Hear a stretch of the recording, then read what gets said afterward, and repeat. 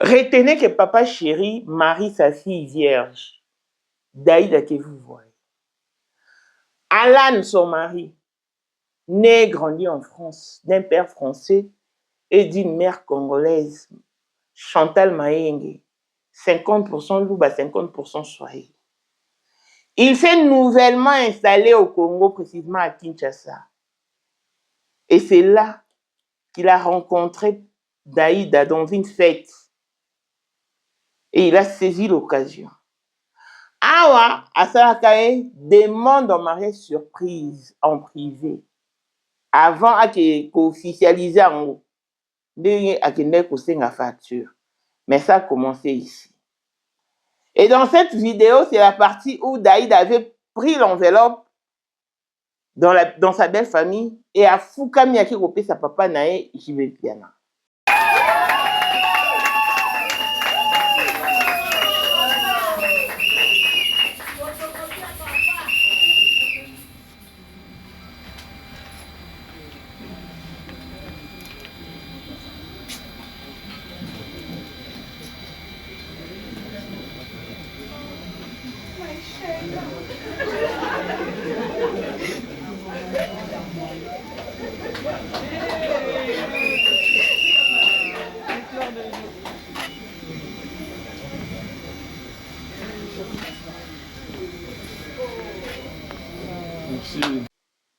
Elle a pleuré et JB a également pleuré. Moutou azaki nzonzi. Côté d'Aïda, ezaki Joujou Dinanga, sa cousin à JB. Mobile d'Aïda millionnaire. Millionnaire. Abalate, abotate. A s'installer, a créé une entreprise à Kinshasa. Et il a toujours été fan de Papa Chéri. Depuis qu'il est à Kin, l'unique répétition, il s'est rendu, où il s'est rendu avec sa cousine Zaki Kara, répétition Papa Chéri. Et après, il a été invité dans une fête, Daïda. Dans ce beau matière, il y a Alan Eza Nangote. Eza T. Et à l'occasion, il y a tout, Jeff Ifonge, Daïda Bali, Olobanini, Olobinini. Bomoni Jibe, Monda Pamboule, Moanae. En plein mariage à Abraham. Aïdfi, après Abraham, c'est toi. Astre de lumière. Après Abraham, c'est toi. Après Abraham, c'est toi. Et ce qui est bien dans tout ça, ce qui est Daïda.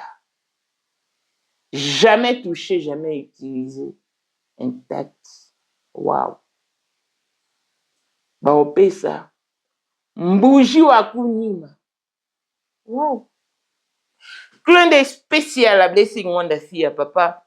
Veut dire nuance à papa aïe, tout ce qui est papa est à elle.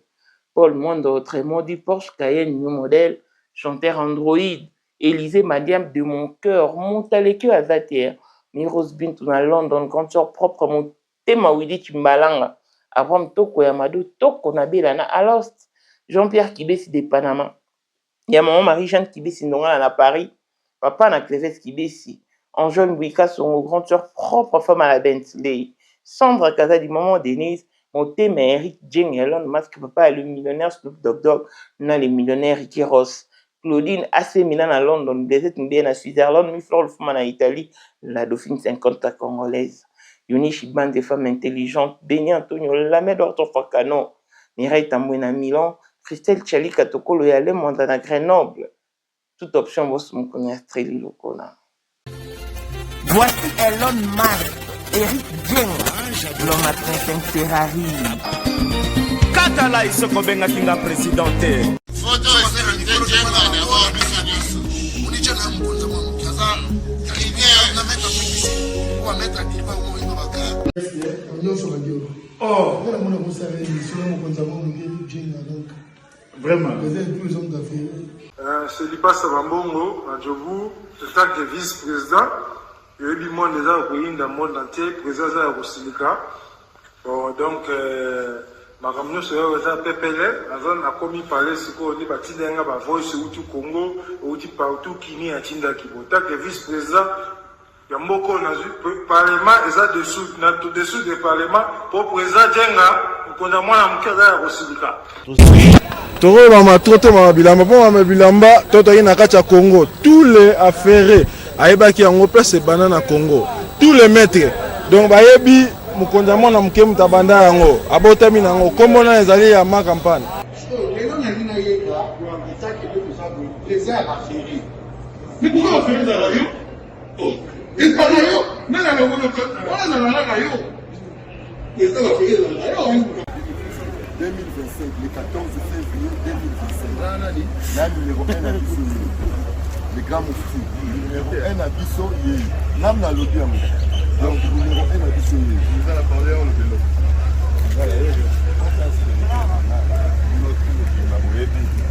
Numéro 1 à Bisso. C'est là, on ne sait pas où il est. Ouais. 30 ans d'expérience. Président.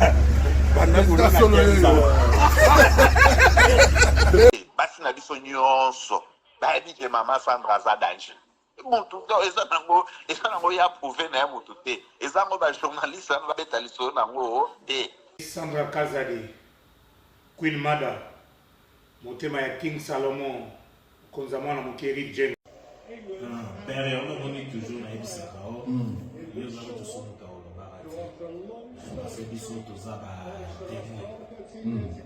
Biso to kopa mo bino de boyina o bana biso.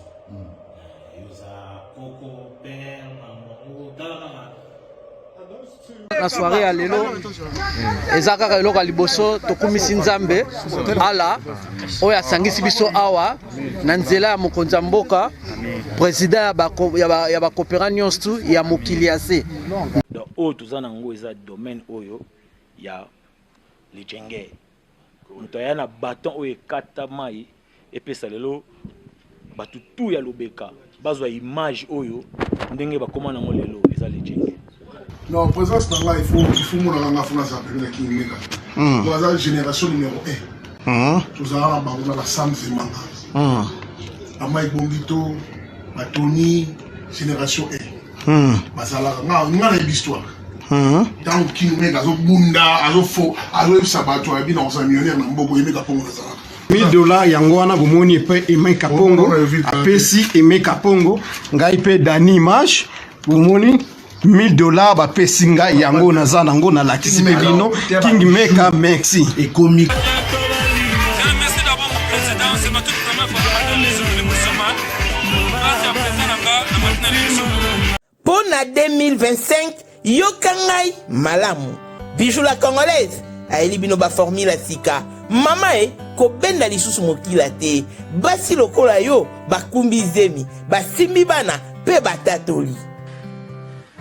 Pour témoigner dans ma produit à Maman Bijou. La fin de l'année 2023. Et je suis tombée enceinte. En tout cas, j'ai respecté comme elle me l'avait dit. Bonjour ma Bijou, Néla Remix, maman. Zamba Pambole, Et c'est ma tante qui est en RDC qui avait acheté des thés pour moi. Des produits de Madame Bijou. Je vous dis, ça n'a même pas fait un mois. Je n'ai même pas fini le carton des thés, des produits qu'on avait achetés. Tellement que j'en avais marre, je désespérais.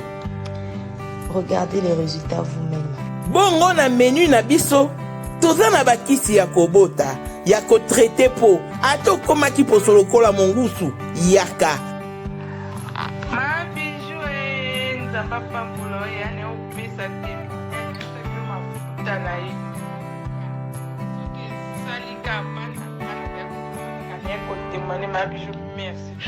Olingo koma na ba forme yaka.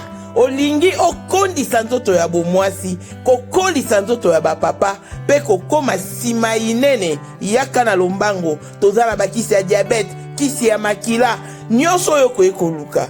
Tozoteka en gros et en détail. Bongo soki olingi osomba pe po banda ya yo business yaka. Benga kaka Mama Bijou na ba numéro oyo. plus 1 207 51 80 632. Tolisusu na plus 243 84 40 99 215. Koutaye na TikTok, Sketch BL MK, na Instagram, Bijou MK1, pe na Facebook, La Congolaise Bijou. Boya ba porte na biso, eza polele. Touro, toko raté le côté. Bonjour et bienvenue dans ce nouveau numéro de Maman International TV Show. En cette nouvelle semaine qui débute, en tout cas, nous vous souhaitons tout le bonheur possible. Et nous sommes dans l'immense joie de vous présenter cet élément. Pourquoi? Parce que c'est plus fort que moi. Na Aja Daïda, savoir qu'elle est vierge, sincèrement, ça me dépasse. Bravo à Papa Chéri et à Ami d'Achature pour ce travail des titans. L'éducation de Daïda a été à la hauteur. Je n'invente rien, je vous dis des choses vraies. Parce que je sais qu'à l'ère actuelle, beaucoup de gens sont rentrés en soubassement pour sortir l'identité ou la biographie du mari ou du futur mari, parce que c'est dans quelques semaines, d'ici le 20 décembre, que la dot sera versée. Il s'appelle Alan. C'est un Français. Il a 32 ans. Entre 31 ans et 32 ans. Sa maman s'appelle Chantal Maenge. Elle était aussi présente dans la fête. Sa maman est 50% Luba et 50% Swahili. C'est son côté Swahili qui le réunit avec, qui la réunit plutôt avec Constant Omar. Alan est l'aîné d'une famille de 3 enfants. C'est-à-dire, liaison ya maman et Alan, na papa na baboti ba nisa dont 2 garçons et une fille. Bon, na bango, jour à dot. Bon, na papa na Alan, c'est un Français. C'est un bailleur de fonds. C'est bailleur de fonds. Hyper riche. Hyper friqué. Il a des entreprises riches en immobilier. Anaba, entreprise n'avait investissement partout dans le monde. Ndeboye, bakutalana Chantal Maenge. Baboti ba misa tu ya liboso, Alan. Alan que vous voyez, c'est un Français né et grandi en France. C'est sa première fois qu'il vient à Kinshasa. Dans ce Bolukao, Soubasma et Loko Ezate, je vous dis la famille. Il n'a jamais été marié, ni divorcé, ni fiancé auparavant. Et il n'a jamais eu d'enfant. Alan que vous voyez. Donc, nenge ya zawana. Abalate, afiansate, abotate, abotisate. Tant aussi ce qui va classe. Papa wango, non maman besa qui a s'installer na Congo. Alandela, ba activité na bango. Parce que maman bon t'akenda de temps en temps. D'ailleurs, c'est sa première fois à Kende, Kinshasa, qui Congo. Quand en 2025, parce qu'il y a d'ailleurs où militaire. Ndé à Kenda qui, le temps avant de s'adapter. En tout cas, Daïda, et tu es l'enfant béni de Dieu. Alors qu'il a commencé à créer une entreprise. Boye, depuis sa naissance ou depuis sa prise de conscience, Alan a toujours été fan de Papa Chéri.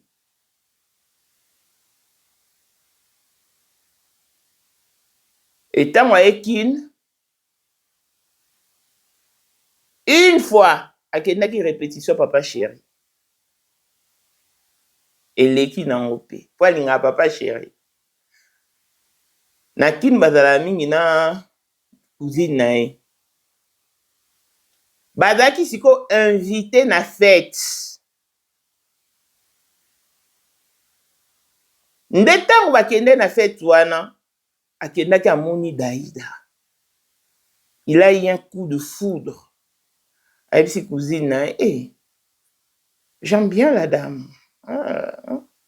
Il y a eu quasiment na JBT, ya Papa Chéri. Idole na yo. Abi ah bon? Abala? Abi te abala te. En tout cas, est-ce qu'elle a engagé Abi na évité, je sais pas, mais Abi ah, na lingi. Et puis si tu es un homme, so lingi bengai. C'est comme ça que Alan s'est levé et a pris son courage. Et a abordé Daïda. Daïda pas tali. Au biscuit des mères.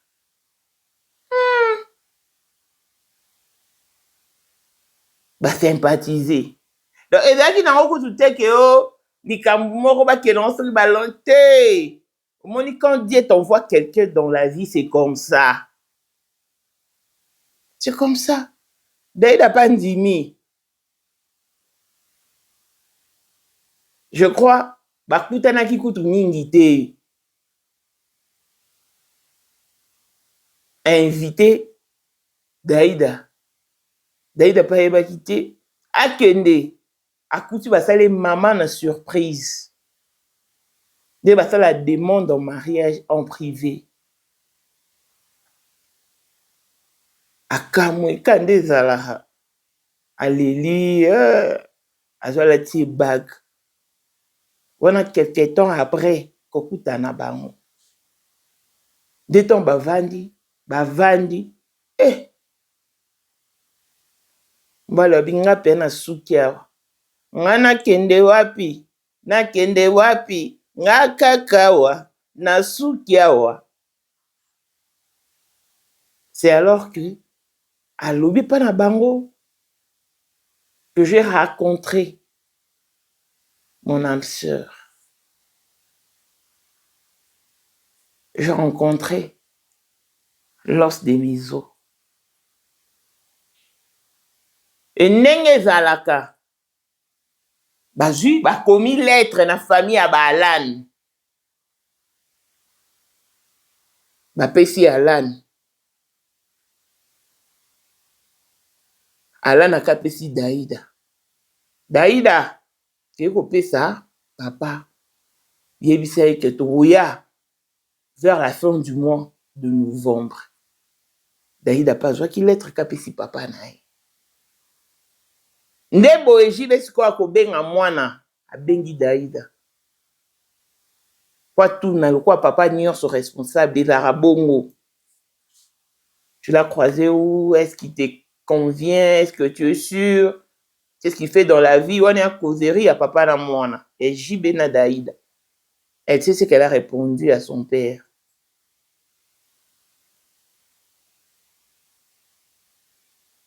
Papa chéri pas élite. Le jour J, entre-temps, à Bengupe, quelques membres de la famille. Parce que Nzonzi, en fait, les MC du côté Jibem Piana, et d'aki Joujou Dinanga.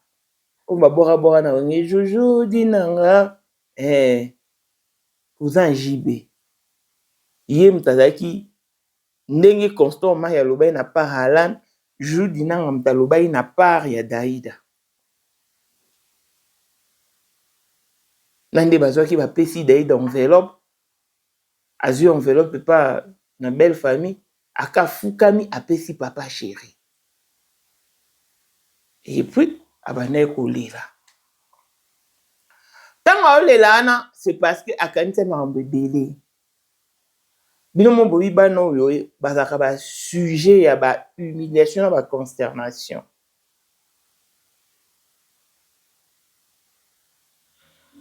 Na mariage ya Abraham piano. Tant Daïda qui ko sa papa ni moi câlin ko ag papa na. JB l'a dit comme ça, d'un bon cœur. Astre de lumière. Après Abraham, c'est toi. Alors, c'est ton tour. C'est toi. Alors, très explicite et très précis. Réponse, il y a Daïda, assis même au thème. Assis papa n'est pas mon thème, qui dit t'attendre. Qui dit t'entendre plutôt. Qui dit t'entendre. Nzamba yo kayo. Qui dit t'entendre. Waouh. Et Nzamba yo kaki. Voilà qu'en 2025, Daïda à Bali. Et c'est qui est bien parce qu'elle est vierge. Boebi Nzambe soit n'ga confondre bateau à confondre bateau. Moi je suis dans la Belgique où aïe l'Arabie Saoudite puta Daïda zana demi ya homme marié et allo makamala ni sur le puta. C'était faux sur toute la ligne. Boebi que Daïda belaki. Baké l'hôpital. Ndé l'hôpital baké non mon la casa vierge. Quand en 2025 et c'est ma parent non. Félicitations, votre fille est encore intacte. Et on cause là. Au moins, les parents m'ont dit que ça m'a pas cadeau. Yo, n'a pas que pas cadeau. Pourquoi? Parce que moi, j'ai une cousine. Cousine Nangawana. A Bela, a piqué la crise. T'as baqué un hôpital. Calais. T'as baqué un hôpital. Bah constater que appendicite na yé mteko ici. Donc il est vraiment urgent ba opérer. Et comment qui aigu. Dé ba opérer. Et pendant l'opération, bah médecin ba constater que qui vierge. Voilà dans la 5e des humanités. Même si va parent na votre fille est vierge. Eh bah c'est bien la marcasse. Paranga pe vraiment qui n'en comprend pas. Ce que c'est pour la bonne ni pour on a dit que ça a loi et ça bon. Et après donc bah comment linguer sous ma casse. Ce qu'on imaginer on m'a ramené sous baloé pour na Daïda. Et bimis ko lokuta. Moi la bateau a okende intact. Et au moins il faut que vivre na ba préjugé. Gagaga avec Azali te akozalaka kaka Poyende number 1 mwana liboso Nzambe na matière akosalisa awa esengi ozwa penza papier ovanda na kiti pe oyoka malamu. Sais-tu qu'il y a une solution à tout problème? Kosukola kati ya mwasi kolongola myome na fibrome kokumba zeni pe kobota yango nde spécialité na biso.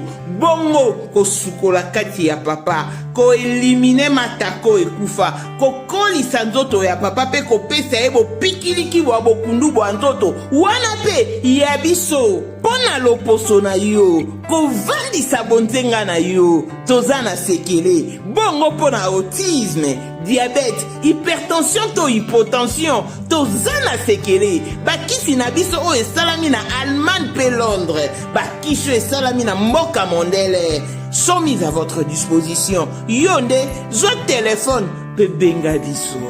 Papa ozoko koboti sa moi cité. Posa nzoto sila yo, ki mobali était marate.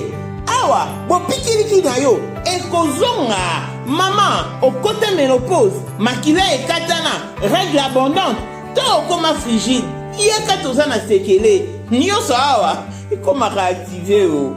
Yo mutozana ba trouble, dépression, insomnie.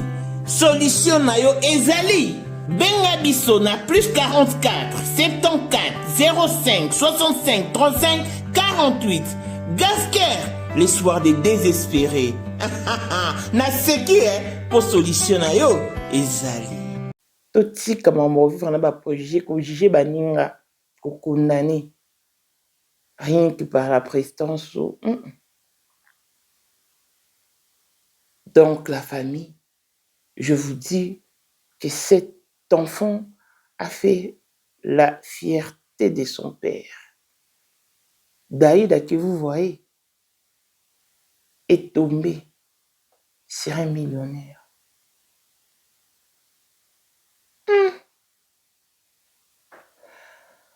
Dans ce vocaliste, rien à voir avec la présidence. Rien à voir. Rien à voir. Son père était un Français. Et il est hyper friqué. Parce qu'Alan, moi, on a les bourseaux. Daïda. Donc, Daïda a bêti libaku une éponge à la limba moro. Donc, Badinga a bêti à libaku. Na libanga oki passe ete ya beti maman na mousse n'éponge alali maman ko a beti libaku na éponge alali maman ko n'est-ce pas une grâce et au moins la vie il faut tous aller monter à malam papa chéri en tout cas ces derniers temps à mingi de 2024 à 2025, il n'a fait que verser ses larmes. Et les larmes de douleur en plus. Avec toutes les accusations accumulées. Donc, il fallait au moins que Dieu fasse qu'il sourisse une fois. En plein 2025. Donc, après la pluie, c'est le beau temps. À constater. Nzambe, à sepeli, à ce qui sa papa chéri, un musicien qui marie sa fille, alors vierge. Wow. Bon, mon na mariage à Daïda. Bon, on peut s'appeler ami dans tabac. Parce qu'un tabac, on va appeler ça. Babenga on tabawa kunima. Tabana ba pesa ngo kaso moi ça vierge. Mais tabana ba pesa ngo on est ya Daïda de ben on ba ko pesa on peut jour à dot. Mais tabana ba pesa ngo ndé. Vous sali déjà dot. Vous célébrez peu mariage civil et religieux. Moi si pas qui pas naé. Si qu'on a nuit de noces. Ce mon va la constater que moi si na zaki mo bimba seka. Né aoye c'est ma famille a été na kuti moi c'est na mobimba jamais touché jamais utilisé jamais essayé desko ba so mantaba ba rokende ko pesa maman po boko li mwana bien quand tabana papa lire ngo tika maman mutalia ngo donc c'est comme ça donc ce beau Luca biographie à Alan. C'est un Français né et grandi en France. C'est un homme friqué. Il a fait de grandes études. Nouvellement installé à Kin. Et comme par destin, il a croisé sa dulcinée qui est Daïda Mpiana. Et Yemo déjà a mis l'obéli que Lazare n'existe pas. Parce qu'il a toujours été fan de Papa Chéri. Talara Ekin, l'unique répétition qu'il n'a à Papa Chéri. Et par coïncidence, par destin, Abali, première fille à papa chéri. Dans Lazare n'existe pas. Na vie, il faut tous remonter à malam. Parce que nous sommes tous à la rôle. Et fout amara ana c'est muto fout en likolo azati. Parlant na ina lobaka na bato ba finga bato. De vous à moi. Toyebi ke ngama na finga ate. Na finga ate na ninga vraiment explicite. Te ponga na bela. Te ngaba na finga ate. Avant que je ne tombe malade, nando finga ate. Mon éducation de base et mon éducation chrétienne. Et ça là que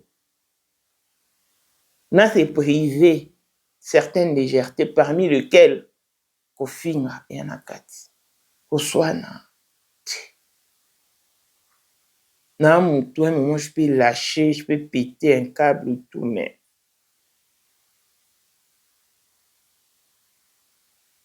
pour total rapidement moi mutu so finga mutu yango moninga na ba discipline je me suis octroyé et là liboso na mi pimela ko ya répondre na internet pour mutu musu so fingo au zelo ya répondre ye pour amokile lo ba mamu ko ta répondre ki pour ye mon place avandi objectif nezaki a fingo pour ya répondre et donc so répondre au fingier à accomplir mission à réaliser rêve quand on repose en tout cas c'est pour nga pena na répondre do fona ba mutu wana ananya utu api son cursus mobile ni nani andeni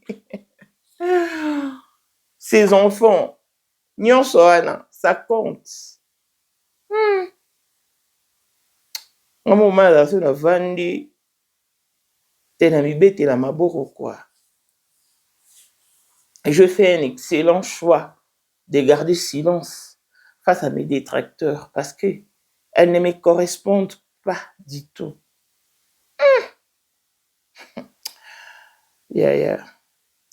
Toko sanarate. Jeff Ifonge, daida mpiana bali oloba nini. Nzembo eza déjà au côté studio, tout est vendé parce que yo, le baradaïda, Soraya, Glady, bon, tout n'a pas, pourquoi tu bal à rater? Yon ce qu'on a tout ni au Jeff, il faut daïda mpiana bali, olo banini, ozo composé non nzembo, to côté déjà studio, au moins JB. A prophétisé pour sa fille. C'était pas une parole de sagesse. Il a béni sa fille. Et voilà. Puisqu'il est d'un bon cœur, d'un cœur pur. Voilà. Que nous vivons l'accomplissement de son désir, de son souhait, de sa prophétie. Apprenons ça, Malobana. Na mariage ya Abraham, yango moni balobara. Même si la prophétie tarde, attends-la, car elle s'accomplira certainement. Ozali na monde entier, offre oyo ezali pona yo ndenge tolobaka. Mabele ya mboka batekelaka ngo bapaya te. Offre oyo toyeli yo ezali na kati ya Kinshasa Baluku, non loin ya Wenze ya Menkau. Awa tozali siko voisin ya parc de la vallée de Lancele oza mobimba. Au commis voisin ya Kingakati à $750 ya pamba oza na terrain na yo. Mais à $1000 lorsque tozo salela yo ba démarche ya ba document administratif wana osombi na $1000. Mais soki okozwa acte de vente ya pamba toko tekela yo na $750 ya pamba. Et oui, aux appels la possibilité à crédit comme d'habitude. Il suffit qu'à Kalisolo. Contactez numéro Nabiso eux ils allaient afficher komela biso juste message tokotindela yo badetail nyonso to ndenge esengaka. En tout cas, ah oui, awa okozala desi te, terrain ya problème te, bien organisé, bien tracé, bien loti. Awa eza makambo te ke leka na lupango ya voisin po koma epa na yo. Non, nyonso to awa ezali très clair, moto akokota epa ya motu te. Tolobaki te. Na $750 ya pamba oza na terrain na yo, mais na $1000 lorsque biso tosalela yo ba démarche ya ba document ya l'état. Tala neti papa na biso oyo auti France, papa na biso Claude aye asombi, mais a témoigner à travers maman na biso Aisha oyo azaka awa na Kinshasa. Ah, tolobaki te gonga yango oyo komakolo lupango. Elle s'accomplira certainement. J'ai aimé la réponse de Daïd à son père, que Dieu t'entende. Et Dieu a également entendu le souhait ou les désirs d'un père à l'endroit de sa fille aînée. Parce que Daïd a moi, Liboso, il y a moi, il y a JB à moi aussi. Et voilà. Donc, retenez que JB marie sa fille vierge. Daïda. Que Dieu te bénisse. Papa, nous, déjà, tu n'as pas mbola, qui est sous nombal, non. Biso tolobani, batata, moi, c'est quoi qu'on va rajouter ma pambolité. Il y en a qui n'ont pas, bah, coup direct, caca. Bah, un coup, une flamme. Plateau, mais ma banne, on passe à ma coco, nyonso. Ah. Et c'est Pélisabis, en tout cas. Voilà. Et là, on a un Sabino Oyo, Boeba Kité. Donc, retenez que je joue Dinang Amtadaki, Nzonzi, Yadaïda, et le mariage est prévu pour le mois de décembre. Je crois que c'est les 20 ou dans. À partir. Je crois. Non, quoi qu'il date, on dit que c'est les 20. Mais déjà à partir du 20 décembre, vous avez déjà mariage à Daïda, bon, qui est versé d'autres, et voilà. Donc, JB a la prompté. La prompta mouquette. Daïda a la prompta monté, donc pas de soucis dans ma pommolier. Et puis pour le bateau Boyébité, je vous dis qu'il y a des images inédites de la soirée, des vidéos qui ont marqué l'événement. Place à mi d'Abaneko, Binazo Ganga, Azo Sepelazo Chamuka. Ah oui, c'est sa fille, hein. Que voulez-vous? En tout cas, côté Vital Kamerhe. Vital Kamerhe, Ada papa Daïda Te. Adali papa Mbanda. S'il faut le dire ainsi. Il n'a aucun droit, alors aucun droit sur les enfants des JB. Il n'en a pas en tout cas. Il n'en a pas. JB a un droit total sur sa fille. Siko soki bae babali Daïda. JB na motema na ye. Amoni ke nazwa veste oyo na pesa pe Vital Kamerhe lata po avanda pe na bana na nga bien. Voilà ce qu'il faut dépendre na JB. Et dépendre pe na JB. Nazwa veste, soit chaussures, soit cravate, alors peut s'appeler Vital Kamerhe. Mais quand on va Vital Kamerhe, non, il n'a pas le droit sur ses enfants parce que elles ont l'air père en vie. Donc, n'habite pas chérie, à traverser des épreuves, il a escaladé des montagnes douloureuses. Mais au moins Dieu t'a donné un soupir. Il a fait que tu aies un soupir ou que tu soupisses. Donc, voilà. Saisis ces moments, profites-en. Fais la joie totale de ta fille. Déjà, tout le monde a eu une présentation. Hein? Au Chamuka qui est au Pena danse, c'est ça. Donc, Zambaba Telayo, Abba les jaloux. Donc, et les canons bien, ce que tous allez pour vous accompagner dans votre joie, comme nous vous accompagnons toujours dans vos moments douloureux. Tous allez pour nous prêter aux mains fortes. Et si qu'au temps, et comme les camali parti, les camali sengo ya fête, tous se kate, tous se pelate, tous bêta mololo te ouh, moi, tu as une invitation spéciale. Papa, je vais ma caisse. Ma caisse, ma kias.